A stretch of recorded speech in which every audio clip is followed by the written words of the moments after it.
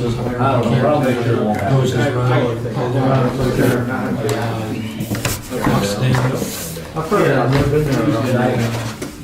They're almost. Yeah, I gotta mess with this, but go ahead. Okay, nice talking to you. Take it easy. Try to make it work. Dave, you just want me to do the introduction? Just mine?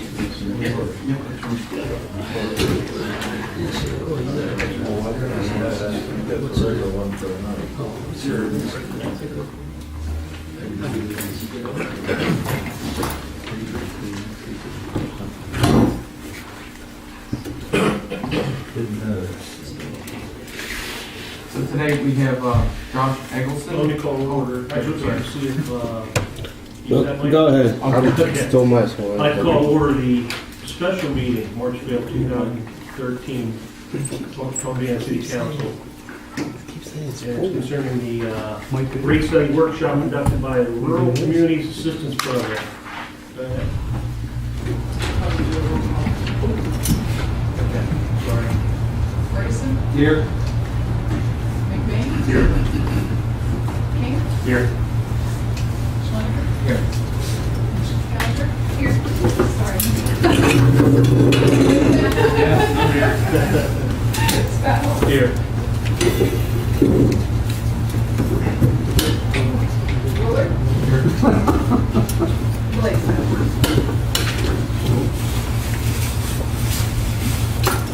Okay, still yours. Okay, sorry about that. That's okay. I make it official. Yeah.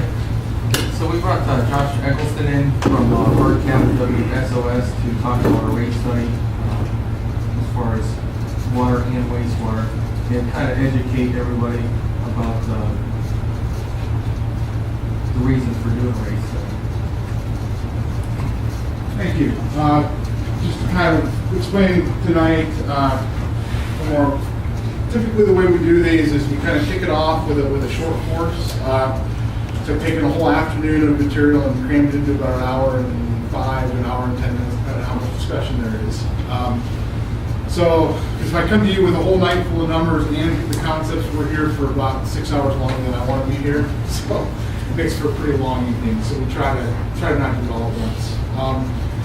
So make sure everybody got the PowerPoint, and then I also have a little newspaper article exercise I'll do about halfway through.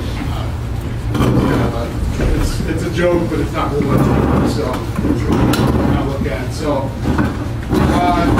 just kind of explain. Like I said, we work with rural communities under 10,000 population with management finance issues for water and wastewater. I know that Sherry has worked with the city on the GIS collaborative, and I know Joyce Gray from our program has worked with the community over the years on the water plant, trying to get the water plant. So my area of expertise is more on the numbers side and on the rate studies. So Sherry kind of told me to give Lance a call and talk to Lance a couple weeks ago and said, let's get this started. So without any further ado, we'll go ahead and start. I usually do this on a projector, but I don't ever like doing it that way because this is pretty informal. So if you got a question, raise your hand, throw something at me, whatever you need to do. I'd like to have this a little more dialogue than lections all the time. So I like to keep it informal. So first page is just kind of the introductory slides, and OWDA is actually paying for, they paid for the development of this course. And when they come back from the printer, I'll actually come back next time and have booklets for everybody too. So the presentation follows the book that we wrote 2 years ago. We'll have that provided to each of you as well. So OWDA is paying for it, so we have their acknowledgments, and we're also paying for my time to meet here tonight as well. So start on the second page where we've got the mouse trying to get the cheese. So when it comes to rate setting, we hear the statement all the time that rate setting is a political process. There's a lot of truth in that, but there's also another part of it that often gets ignored. So you as decision makers must endeavor to select a rate structure that's fair and equitable, but also brings in enough revenues to provide a sustainable utility. So the fair and equitable part, that's the political side of it. That's deciding what customer group pays how much. It's kind of that football game of, if you lower the rate for one group, you got to raise it for another group. And that gets very, very complicated. And part of what we will do is we will come to you with scenarios when we get the numbers, and we will have a whole list of different options you can try to generate revenue in different ways from different customer groups. So you got to have good data of what your customers are using in town.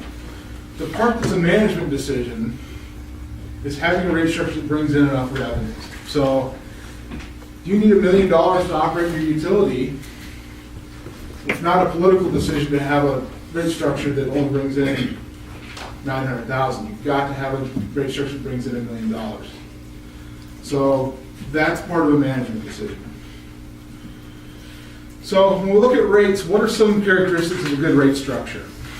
Financial sustainability, fair and equitable to all members of the utility, and we'll talk about kind of what an equity test is, and we actually run that as part of the study. We'll break those numbers down for you in a little bit. You need to promote the lifestyle and economic development goals of your community. Things that sound nice today may not actually yield what you want for your community 10, 15, 20 years down the road. So you want to make sure that your rates kind of coincide with some sort of long-term plan that you have for your community. Prime examples, we've seen a lot of communities that say we want economic development, we want business, but they have a rate structure that punishes high-end users. Well, you're not going to get that. You're probably also going to scare away the businesses you do have. So you want to make sure that your rate structure coincides with what you want in your community. Simple and easy to administer. You don't want it so simple that it doesn't bring in what you need, or it doesn't cover the different types of customers you have, but you also don't need 15 or 18 different rate tiers for a community this size. That just becomes an administrative nightmare, and there's really no point in doing that. See a lot of communities that have that, and the answer is, well, that's the way it's always been. Well, you want to try to kind of get away from that mentality a little bit when you look at your rates. Need to be annually adjustable. Obviously, we do this for the 2013, 2014 budget years. You're never done. Rates probably need to go up at least the rate of inflation every year. We'll kind of illustrate that for you on a slide towards the end of what just a little rate increase every year can actually do over a period of a lot of years. It can save you a lot of hassle and a lot it helps remove some of the politics from rate increases down the road. There's another point that I don't have on there that I really try to drive home with communities is rates need to be reflective of the full cost providing the utility. So there are a lot of things, when I work with your finance person, I work with Lance, I'm going to really look at some cost centering things. Are there some things that you're doing as a community that the general fund is picking up that really it shouldn't be? Is the water and the sewer funds, are they truly picking up all of that overhead that goes into it? I'm seeing a few communities be a little bit unreasonable with that. I've got one community that the police car drives by the water plant a couple times a night, so they've paid for 10% of the police department out of the water fund. It's a little bit too creative in your cost centering, but we want to make sure that those costs are built into the water fund. 2 years ago, the Attorney General's office said that you can pay for your audits out of your enterprise funds. That used to be a general fund expense, but now if your water fund or your sewer fund account for 25% of your total budget, then they should probably be picking up 25% of that audit cost. So things like that can help kind of release some of the burden from the general fund, they need to be built into your rate structure on the utility side. So we'll kind of look at your cost centering as well. So I'm going to kind of shift gears a little bit and just kind of talk about the process that we're kind of going to go through here over the next few weeks and months to come up with your rate scenarios. The first is, I've got the city right now working on a pretty extensive set of data that they've got to collect. Financial records, billing records, production records, meter sizes, capital improvement plans, future projects, all those things that give me a pretty comprehensive picture of what's going on in your organization. Because I need those to kind of develop need to do the financial analysis to come up with a typical year budget. I need the billing analysis to be able to look at what your customers are using, figure out your customer curve. I need the meter sizes so we can look at your different ways we can bill based on meter size. So need all those things to get a pretty good comprehensive picture of the community. Because of that, everyone kind of needs to be involved. Management, the elected officials, the finance office, operations, everyone kind of has a role in this, billing department and so forth. So I'm not just going to come in and say, raise rates 8% or raise rates 7%. Like I will show you what a percentage increase will look like, but I have never recommended a percentage increase in the 25 or 30 of these I've done. Just first thing we look at is your rate structure first, and we try to make sure that that's working for you. So I'm going to organize your data for some comparative analysis. When I start to do that, things will start to stick out to me. You know, why in 2010 did you spend 4 times more on this than any other year? Why is this cost going down when inflation would dictate that cost is going up? Usually there's a pretty good answer for a lot of those questions. And that's when I get the spreadsheets done, I'll come back and sit down in the afternoon and go through that. Most of the time there's a good answer. Sometimes it could be an answer of, well, we paid more out of the sewer fund this year because water didn't have as much money. Okay, well, we've got to build that back into the fund, and we've got to make sure that we're coming up with that good typical year budget. Costs go up over time. If you take a 5-year budget trend, most of your expenses are going to go up.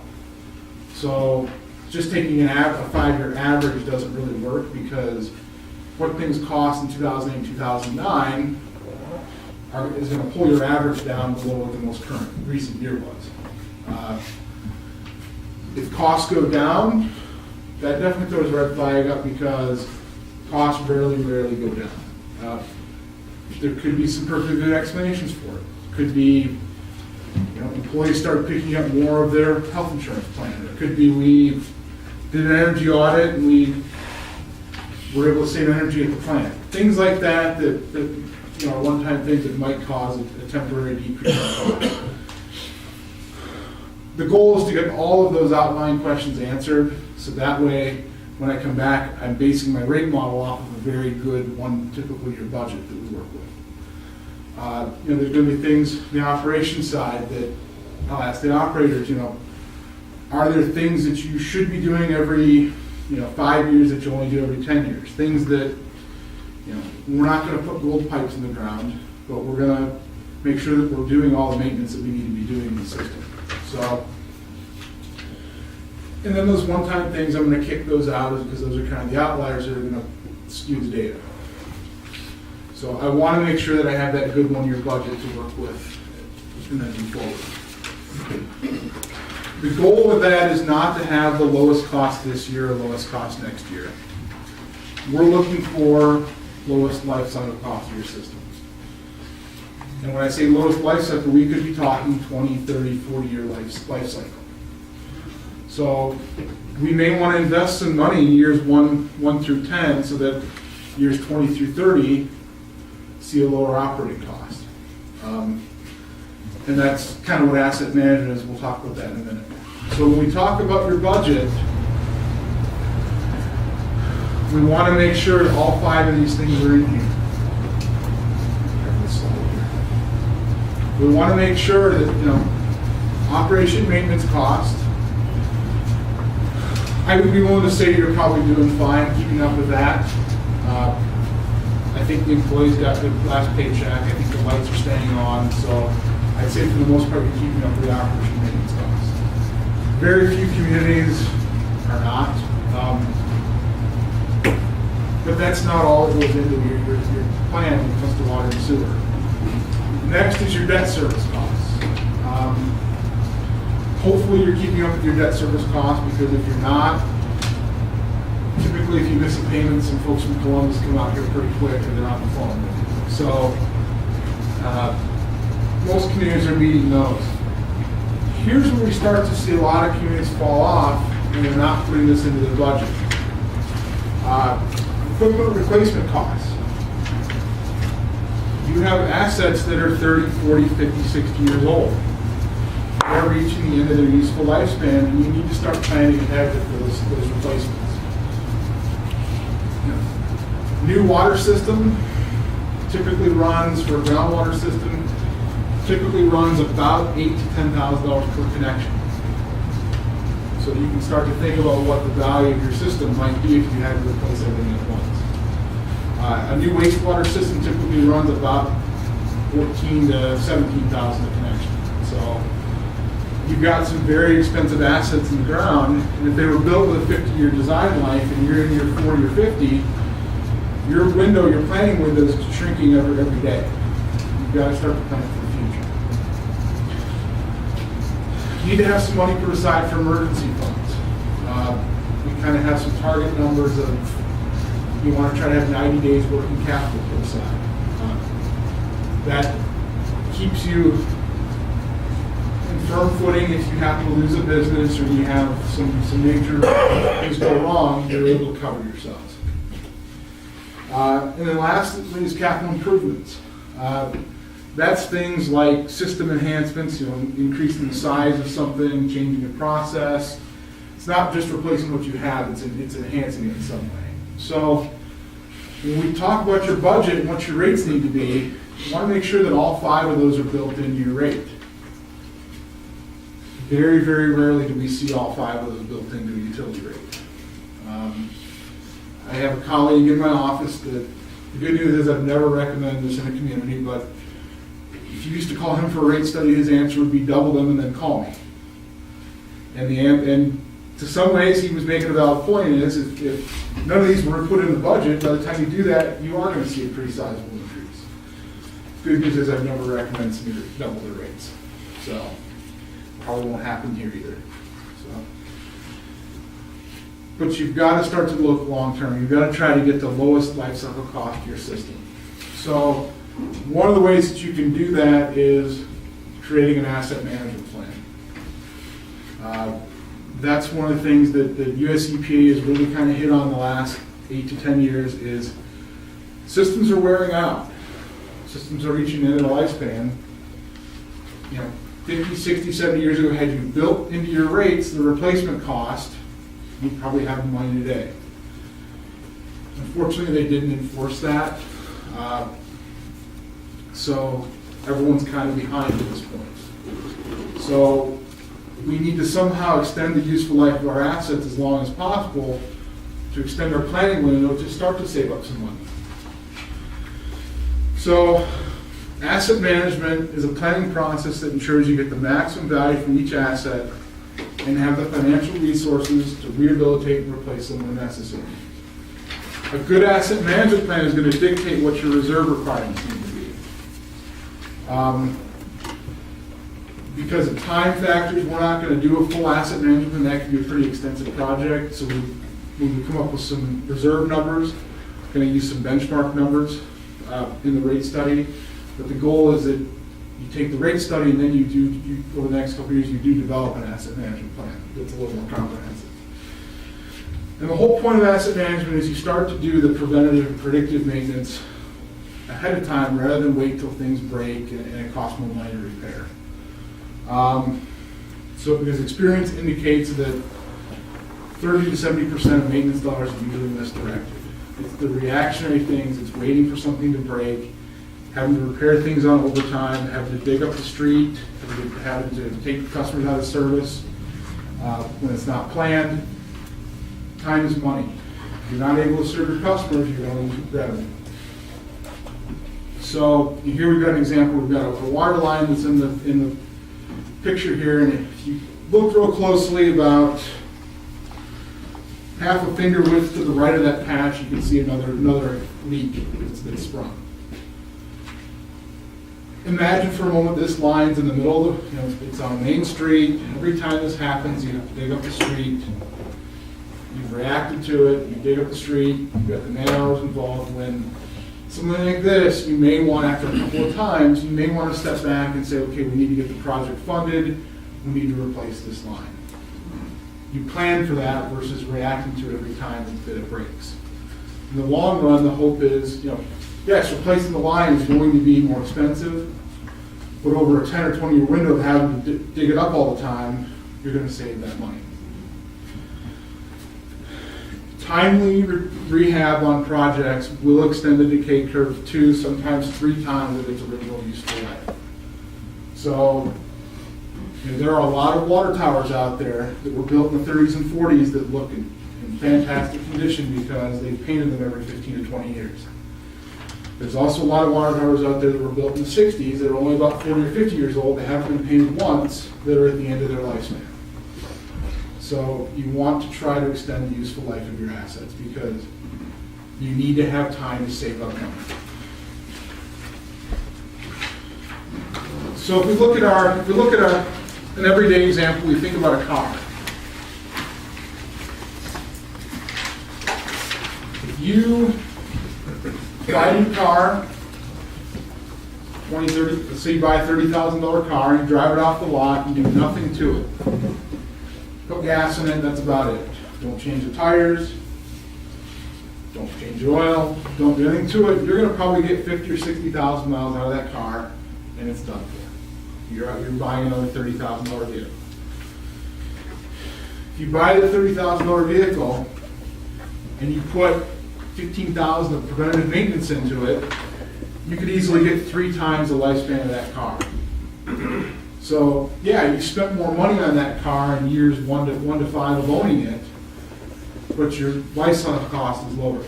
Take that one step further, and you do the predictive maintenance that basically you schedule when you're going to take it out of service, pull the engine, rehab the engine, repaint the whole body when it's time to repaint the body. You can get 5 or 6 times the useful life of that car. Now, you may end up paying for it twice, but you're going to get 5 or 6 times the life of that car.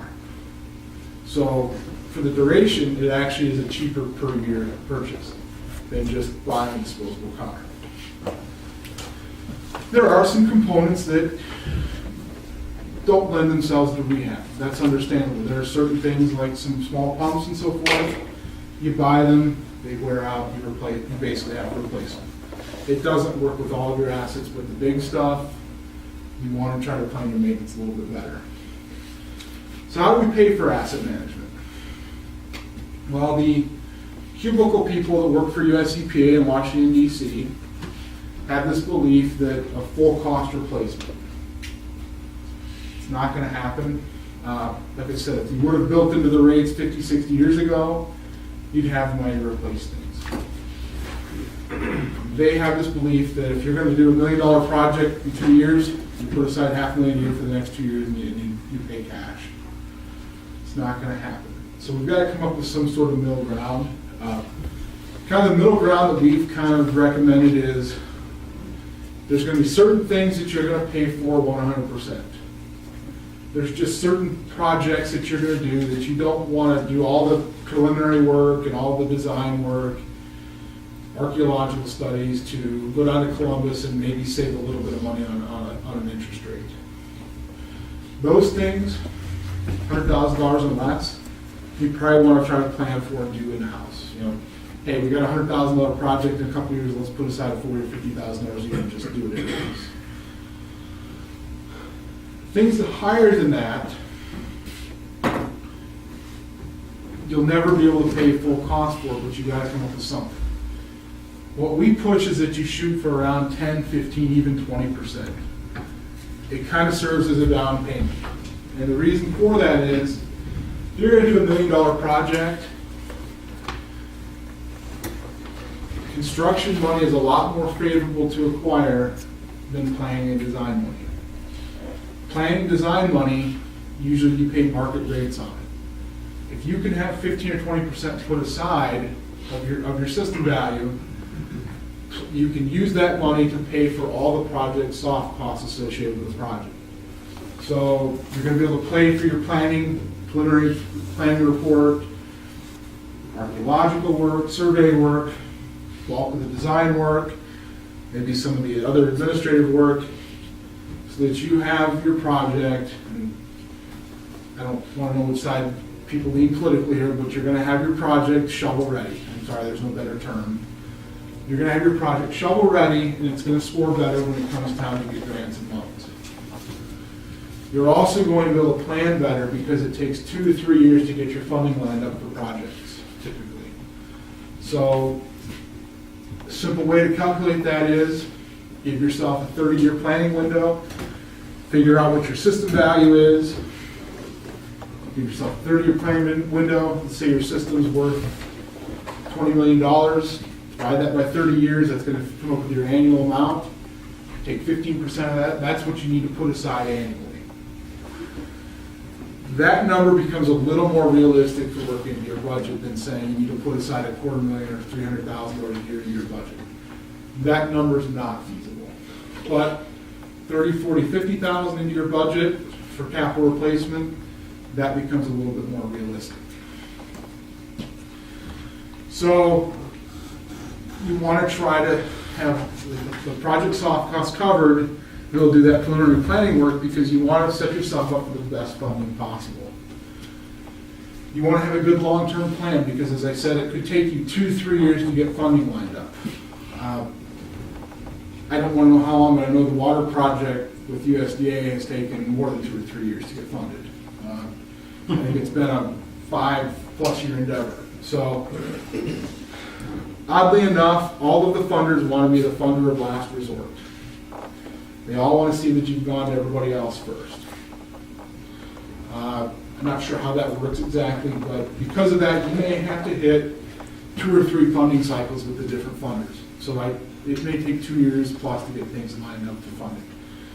So you want to put yourself in the best position possible. The chart here, I hear this statement all the time of, well, there's no grants available. There are grants available. The green line that's fairly flat at the bottom, that's your grant amount. It's been pretty stable the last 20 years. Barring the little blip on the map that was the error projects, I think it will probably be pretty stable moving forward. The red line is your subsidized loans. That's your 0, 1, and 2% loans. That's been on a downward trend the last few years. The amount available with the SRF funds at the state level is going down every year. And USDA has seen their budget cut every year. So the blue line is your market rate loans. Which actually today the market rate isn't that bad. It's like 3.5% this month. So it's been the best in a while, but still, market rate loans are going to cost you more on a couple $1 million project over 30 years. A percentage point in interest is a lot of money that you pay out over the duration of that loan. The black line is your construction costs and construction costs. What this chart shows us is that more and more projects in the upcoming years are going to require more and more local participation. And what I mean by local participation is it's going to have to come out of the ratepayers and local funds versus the local grants and loans that have been in the last few years. So you've got to come up with your plan. You've got to extend the life of your assets as long as you can to give yourself enough time to save. So there are some rules of thumb that we kind of have that you kind of go with to start when you set up your reserves. You want to try to keep your operating funds around 45 days working capital or 12.5%. Your emergency reserve, we want to see it around 12.5% or another 45 days working capital. That's where I get the 90 days from. The experts say in your household budgets, you should have how much available to you? The guys on TV that are on CNBC, they tell you how much should you have in your household budget? 6 months. The good news is local utilities are much more stable than your household budget. So 60 to 90 days is appropriate versus 120 to 180 plus in your household budget. Debt service reserve. If you have a USDA rural development loan, they require for the first 10 years of that loan that you put aside 10% of your annual payment. So you have one payment put aside, and then that sits in a reserve fund for 38 and a half years till you make your last payment. What we advocate is that you do that for all of your loans.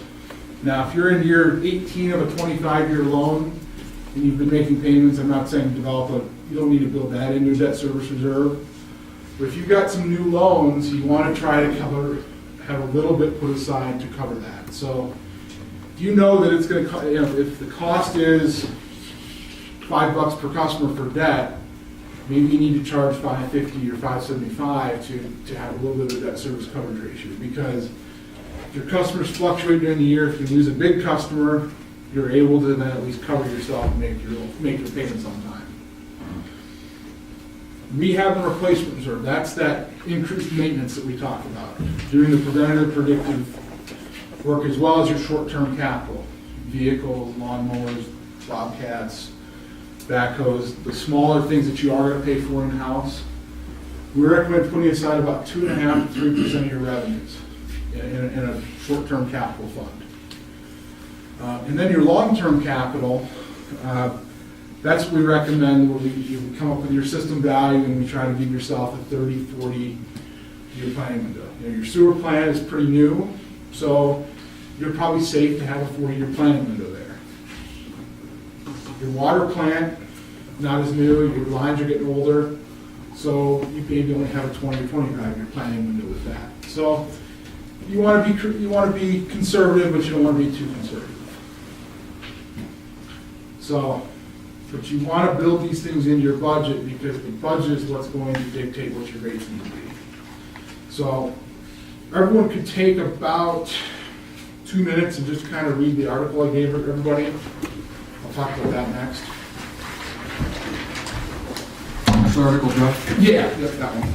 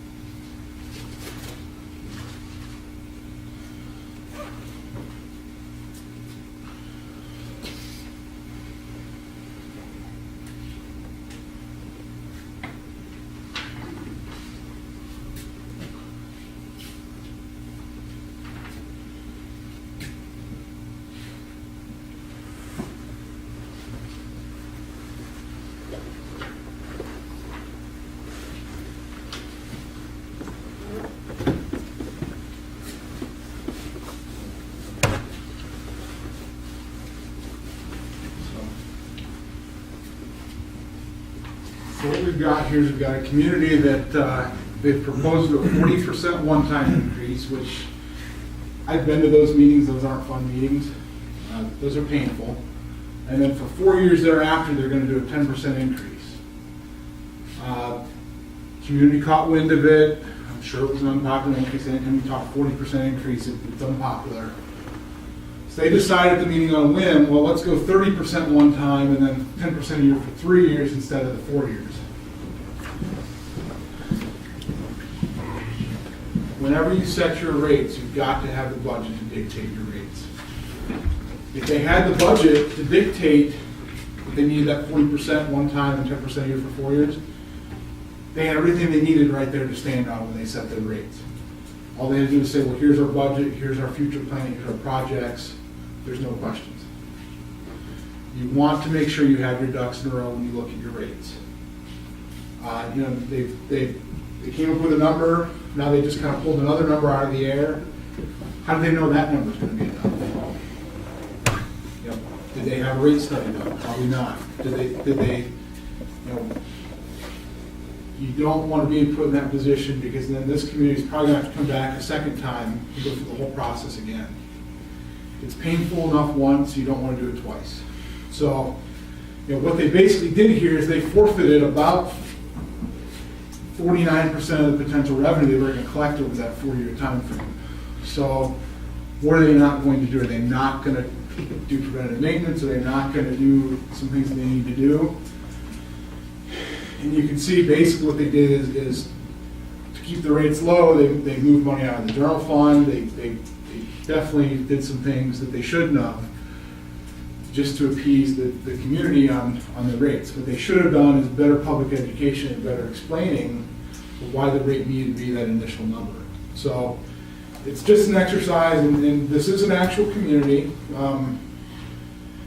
I know who it is, but I have yet to disclose the community name. So you don't want to end up and be this community. I even changed the newspaper title. So good news is it's closer to my area and not your area. It's up in the northwest corner. So, but it's a perfect example of you know, you want to make sure that your budget is what you set your rates on, and you want to make sure that you have everything in your budget. So I'm going to kind of look at some rate setting theory and some different rate structures now. But one of the things that we're really going to hit on with our rate structure is, and I haven't looked at your rate structure, so I don't know fully, but you include water. I didn't know. Do you include water usage in the minimum? Does the minimum bill cover a couple thousand gallons, or is it set for zero? Zero. Set for zero, okay, good. Well, that's one step in the right direction. One of the things we really push is that customers pay separately for utility access and utility usage. Your base bill is designed to cover the fixed cost of the system, and then also any capital costs and debt service that you have. So when you think about your budget, it's not uncommon that 60 or 70% of your budget might be fixed in nature. So you need to try to recoup as much as you can in that minimum charge. That's your only form of stable revenue. And then the usage bill, that's calculated to cover the variable cost of production. So we talk about our minimum bill. One of the things we're going to look at is your meter sizes. We're going to try to look at, you know, Grandma Smith should not pay the same base charge as the school. That's not fair and equitable. But each of your customers still needs to cover their portion of the fixed cost of the system. So the way you do that is you spread that over some EDUs and some meter sizes. So and here's our chart right here. If a customer with a 2-inch meter, you as a village or city have obligated 8 residential units of capacity to that connection with a 2-inch meter. 3-inch meter, it's 17.5. 4-inch meter is 50 times. Now, politically, you may decide that you don't want to charge a 4-inch meter 50 times the minimum bill. That's understandable. However, you need to understand that that's the level of capacity you're obligating, and with that increased service, they do have some obligation to pay a higher rate on the minimum charge than your typical residential customer. So first thing we're going to do is we're going to look at your meter sizes and figure out, you know, do you potentially have more minimum bills in your system that you should be charging? Because you need your minimum bills to cover your stable revenue. Like I said, depending on your debt load, it's not uncommon to see the budget 50, 60, 70% sometimes fixed. I'd be surprised if it's over 70%, but it's probably easily in the 50 or 60% range. Then we'll look at your rate and come up with some consumption blocks. These are just examples here, but I've got base or minimum bill for X amount would be set at a certain amount, and then might be a rate per thousand from 0 to 6,000 gallons. There might be another rate per thousand from 6,000 to 10,000 gallons, and then from 10,000 on up, it might be a different rate. This is where you can encourage or discourage certain types of development in your community. So first you want to pay those fixed and capital costs with your base charge, and then we look at three different rate structuring options. Once you figure out what your base charge should be, then you want to figure out what your variable cost is. So very simple math. We've done a kind of a theoretical rate structure here. The variable cost is gallons of water sold divided by 1,000, gives us our cost per 1,000 gallons. So let's say we've got a community that sells 20 million gallons of water a year. Much smaller community than what you are. They have 350 customers. So if we say 70% of their budget's fixed, that's $140,000, $200,000 budget, comes out to $33.33 a month for the base charge. The 1,000-gallon rate, based on 20 million gallons and $40,000 or $60,000, which is the 30% of their budget, would be $3 a thousand. So a theoretical rate for this community, if they're going to include 2,000 gallons as a minimum, we would need to charge $39.33 a month for water for the base charge, and then $3 a thousand thereafter. So that's as simple as it gets, but I very rarely will recommend the theoretical rate here because it ignores a lot of conditions that you have. It assumes that everybody has the exact same type of connection. Everyone has, 4-bedroom, 2-bath home. Everyone has 2.3 kids. It assumes everybody is the same. But it gives you a snapshot of what you would need for a theoretical rate if you were to cover all of your fixed costs in the minimum and then all of your variable costs in the usage rate. You probably won't be able to get there, but you need to be cognizant of what the base charge and what the usage rate does for you. So we look at consumption blocks. So single block rate structure, we take our theoretical rate, $33.33 for the base charge, $3 a thousand for the usage rate, so 4,500 gallon customer, and we use the 4,500 gallons because that's typically what residential customers will use. It's also what your funding agencies use as when they set their affordability standards, they look at 4,500 gallons. So a 4,500 gallon customer is going to pay $46.83 a month with a single block rate.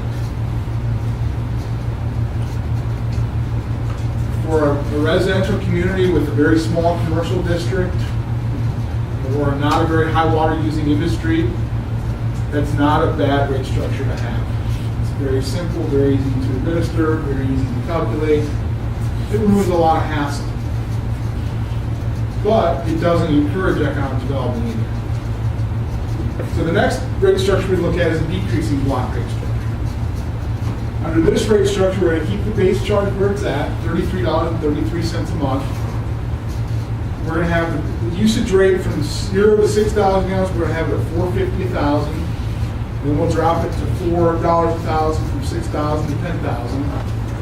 We'll have it at $3.50 a thousand from 10,000 to 100,000. Anything over 100,000 gallons, we're going to sell for $3.05 a thousand.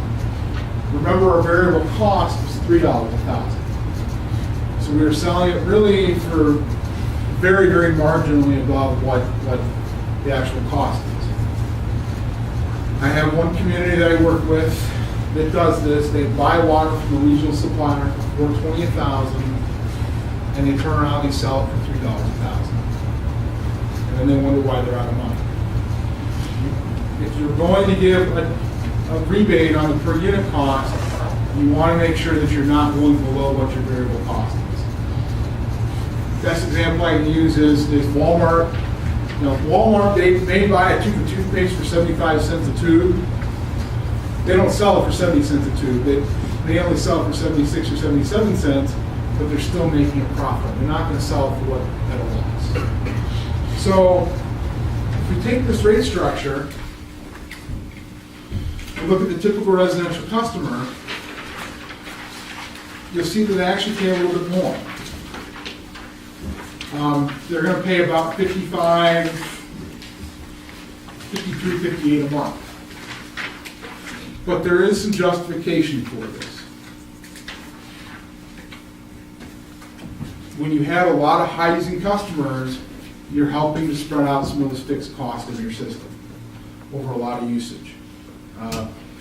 Also, you have to understand that systems are designed for peak usage patterns.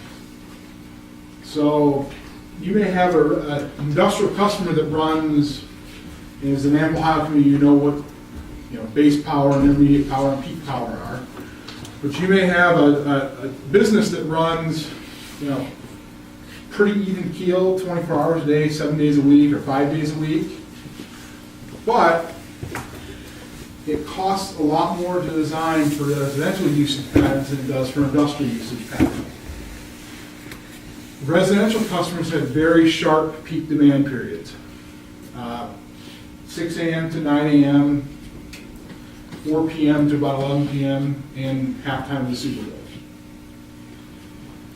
You laugh, but that actually has been, a lot of big cities will have charts and graphs, and they'll actually be able to pick out when commercial breaks were and make major events with flow rates. But because of those sharp peak patterns, it actually costs more on a per unit basis to design for that. So there is an engineering justification for giving a bit of a per unit cost break to residential customers. When we talk about the equivalent dwelling units, you may have a customer that's got a 4-inch meter, but maybe you want to bill them based upon their mid-level flows. So if the mid-level flows are more like a 2-inch meter, then you don't bill them for the 4-inch, you bill them for the 2-inch. You're still getting more out of them than a residential customer, but you're kind of rewarding them for their level usage patterns. So that's, when we look at the decline block rate, the residential customer you see was paying about $7, $8 a month more, but the industrial customer is getting a little bit of a break. But that $7 or $8 a month more than the residential customers is justified because, from an engineering standpoint, those industrial customers may be easier to serve. Politically, there's that side of it too. Those big customers, one of them, that big customer that uses 500,000 gallons a month, that might be Widget World that employs 500 or 600 people in town. So to spend a little bit extra may keep that company there and ultimately keep the jobs in the community and basically pay for other things that the city likes to offer, like parks and recreations, safety forces, and general fund items. So that's kind of, when you talk about an industrial rate and a business rate, that is the justification for it, is looking at their usage patterns. Last is an increasing block rate. We set the usage rate down a little bit, $28 a month. And you can see we raise the per unit cost as usage goes up. So we start out at $325 $1,000, $450 $1,000, then $550 $1,000 for anybody 10,000 gallons or over. So our residential rate actually ends up being about $4 less than what we had for the standard block rate, and about $11 less than we had for the declining block rate. There are very few communities in this area that have this type of rate structure, especially in the Great Lakes region where we have ample water supply. It's not common to see this. We've also got declining population, so we've got capacity built in for more people we need to encourage usage. Few communities, there's a couple of your upper end communities that are high end suburbs where they don't actually want people moving to town. That's one way to keep people out of town, is to have the water rates that punish high end users. So you have a lot of high income residential, very small usage commercial district, but you don't have a lot of industry. Which, if you have enough of the tax base, that's great, but very few communities are able to offer that type of rate structure. Western states, you see a lot of it. Simply put, because they don't have water. Some other rate considerations to think about are, if you were going to sell water to another community or sell water out of town, what would the bulk rate need to be? You at least want to cover, you want to cover the variable cost plus that dirty P word of profit, you are able to charge a little bit more than what the actual cost is. Typically, the standard is around 25 to 50% multiplier on basically out-of-town sales and selling to another community. What are your tap and capacity fees? We'll look at those as well. If your tap fee's $400, you're probably losing money on the actual physical cost of making a tap. Don't want to be like some systems in charge of $10,000 capacity fee, because that could discourage development, but you at least want to make sure you're covering the physical cost of making that tap. So, it's not uncommon to see water tap cost $1,500, $2,000. Sewer tap is comparable as well. By the time you put your man hours into it, labor, materials, that's probably about what it'll run. You want to make sure you cover the employee overhead and so forth too. Special assessments. You want to be very careful with that. You can fund some of your improvements with that. But typically in a municipal setting, it doesn't really work very well. It can add cost to the project. There's not a lot of undeveloped property that you can kind of assess with the special assessment, so it doesn't make sense. You don't ever want to compare rates with neighboring communities, but if you're going to, you want to be very cognizant of whether or not they use special assessment. Village of Madison up in Lake County did their rate study about 2 years ago. There was a push in the community to turn the system over to Lake County, let Lake County run everything, because Lake County customers were paying half of what the Village of Madison customers were paying. That discussion lasted about 5 minutes when they learned that all the Village of Madison residents would also have to pay the assessment that the county residents were paying. So the residents in town didn't know that, and there was political pressure to sell the system to the county, but they weren't comparing apples to apples at that point. They want to make sure that they have the full picture. So when you start comparing with other communities, because of the localized nature of utilities, you want to make sure that you're getting that full picture. Comparing a groundwater to a surface water system on the rate is not feasible. You're not comparing apples to apples. So be very, very careful with how you do that. Privatization, utility takeover. There are a few communities that have sold their systems.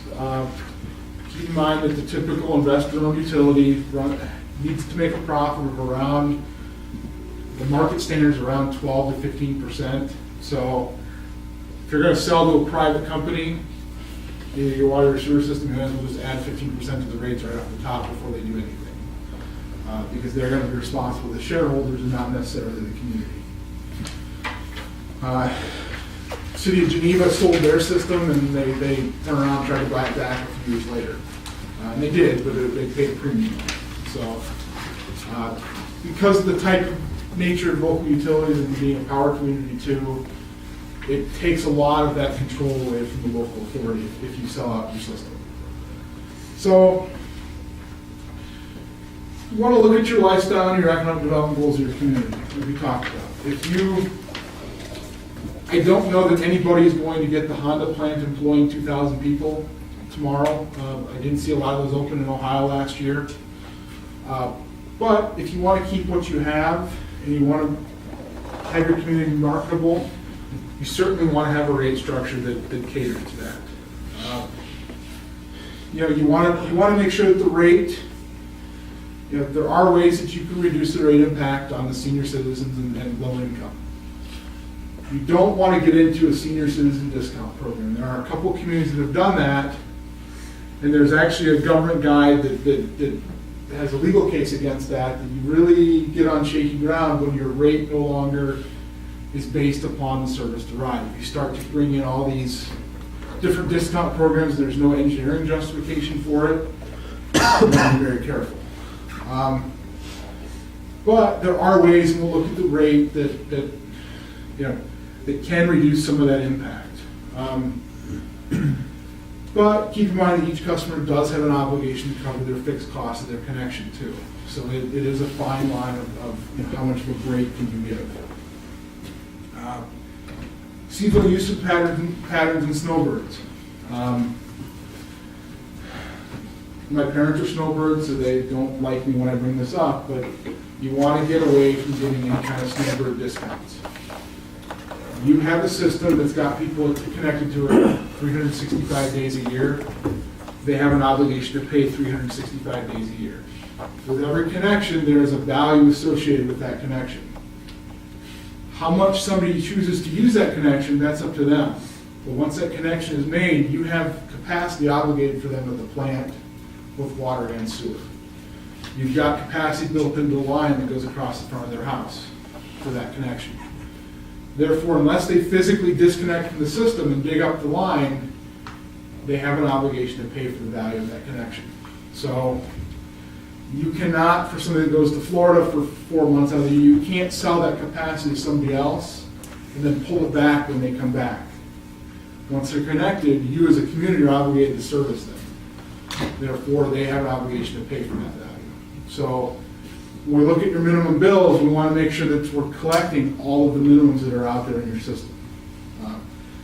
Landlord-tenant issues. I don't know what your policy is with that, but we see a lot of times communities will miss out on charging customers with landlord and tenant issues. Somebody has a house for sale. Even if they've moved out, if they have a house for sale and they're physically connected to the system, they have an obligation to pay the minimum charge because that's the capacity, that's to cover the fixed cost of that system. So when we talk about debt, we talk about capital projects, you've got to make sure that you're collecting from all of your possible minimum bills. And if anybody has any other additional services like backflow prevention, fire, special fire flow, things like that that are service enhancements, then that would add to the minimum bill as well. And then we look at the economic development goals of the community. Like I said, if we want to encourage development, a decreasing block rate is probably the way to go. If you're happy with what you have and you're content, you don't want to discourage development, but you don't necessarily need to encourage it, then a single block rate is probably the way to go. If you want to discourage development, I don't think anybody in the room does, then the increasing block rate is the way to go. So when we start to look at scenarios and usage patterns, that's when we really kind of, it involves a lot of fun with spreadsheets. So Would you need to know that before you start your study? what Or you will want in give your all community. three- Or will you give all three scenarios? Typically, the way I do the scenarios is, I've never had a community say we want to discourage development. So I've never run one with that before, but I will run scenarios that will show different impacts on different types of customers. So, scenario one might show for both water and sewer, might show a scenario that is very business favorable. Scenario two might show one that's very low income favorable, not as business favorable. So, the goal is we work through that and we try to come up with a happy medium for everything. And it's a lot of very, I don't want to say the math is complicated because it's really just division and multiplication and 4 functions, but when you get into the spreadsheet, it can be a very fine line. Just a little number here or there can tweak the whole thing and can be a big revenue enhancement. And that's where we look at your equity and your fairness. Is there a grade for that equity and fairness? What's that? 1 to 5. You grade it? Yeah, that's not really great. There's a mechanism that I use, and I'll run through that right here. What we try to look at is we want to know any given month, and I'll try to run it. Usually we'll run a 2-year average, but how many customers use between 0 and 1,000 gallons, 1,000 to 2,000 gallons, 2,000, 3,000, on up, and then I'll run your top 15, your top 20 individually. But you want to know what your customer curve looks like. So, remember I said before, the typical residential customer is going to use between 4,000 and 5,000 gallons.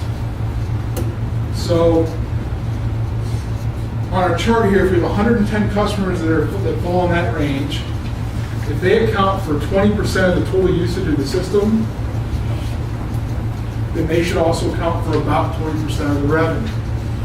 Now, you can go plus or minus about 3 or 4% on that. So, if you have a customer group that accounts for 20% of the usage, but 22% of the revenue, then they're potentially overpaying by 2%. But that's okay.